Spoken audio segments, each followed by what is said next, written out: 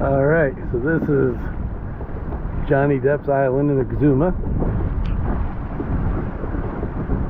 The entranceway. You read the sign? What's the sign say? It used to say restricted access with a pirate's head. Yeah. So I think it's safe for us to go ashore. Yeah.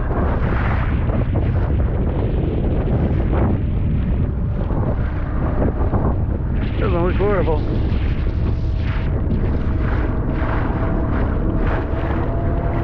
Beautiful turquoise water all around.